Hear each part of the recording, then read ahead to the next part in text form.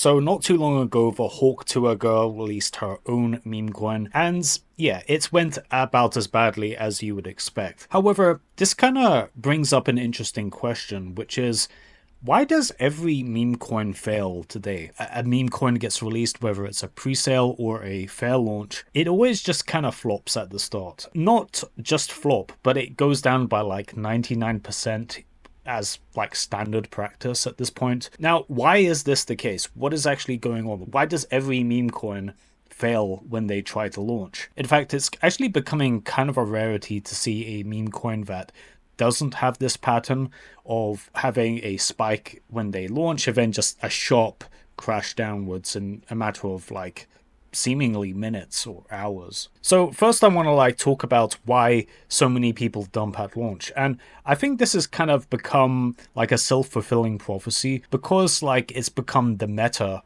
to it gets involved in a pre-sale and then dump as soon as it launches.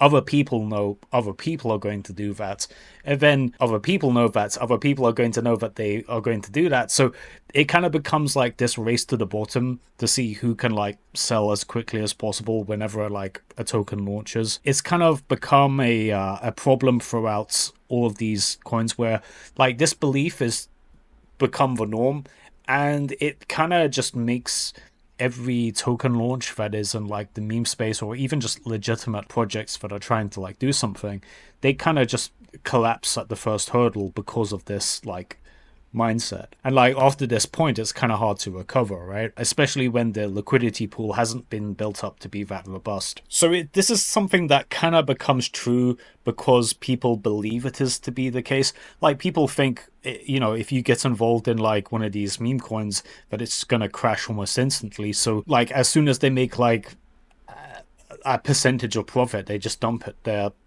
bags, right? And this isn't even illogical because like people know other people are racing to do this as well. So it's just like a race to the bottom, and it becomes like a compounding effect. The Hawk Tuah girl, I mean, she's getting a lot of flack because she's marketing a coin to people that aren't really into crypto. But this is something that is just kind of common practice, like this what is going on. And like we're not even going to get into like some of like the insider stuff and like token allocations before the token gets launched and phantom dev wallets. Like let's not get into all of that. Like there's other people that are gonna delve into this with other tokens and the Hawk Tuah girls coin. Putting all that aside, like the basic like meat and bone of the matter is people are looking to drop their bags as soon as possible, right? Another big aspect is the concept of token snipers, right? Like, so it's become kind of like a meta, especially as of recent during this cycle, that you have token snipers. And these are guys that, it's like botted buys whenever a token launches. They buy up the token when the liquidity and the market cap is like relatively low to the liquidity, and they buy up all these tokens. So by the time regular people get to buying it, they're buying it at a high premium because of these token snipers, which they will get dumped on. Yeah, this has kind of become like a meta in this space. Because of this, it's like very hard to launch a token these days. Like, how do you deal with these snipers? Well, you could put like a transaction tax, but like the transaction tax that the sniper's going to pay is going to be the same as a regular guy just buying the token, right? So like it doesn't really solve the problem, I think. For comparison, like when I launched a boss token, it had a lot of time. Like it was in like an environment when, there wasn't that many token snipers. So when I launched that token,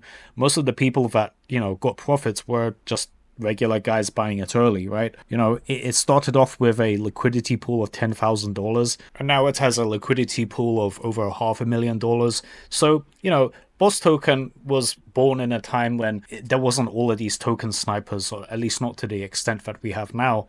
And, it's had time to build up its liquidity pool, so it doesn't just crash to zero like in a day or whatever, right? So that's kind of like an advantage. It just kind of chugs along and has been steadily going up in price, and is a deflationary token, so the supply is going down over time. So there's a lot of like factors as to why Boss Token has like survived where many meme coins have failed. Yeah, I think it's got to do with a number of reasons, and most noteworthy, there's a bit of like jiggery pokery going on with the Hawk Tuah coin. Like again, like there's loads of YouTubers that are gonna go on and on about how this was killed by insider trading and so on, but like maybe, but like you could kind of say both are true at the same time. The kind of environment that we're in makes it almost impossible to launch a meme coin or just any crypto project now that doesn't get crashed at launch. Like it's actually kind of rare to see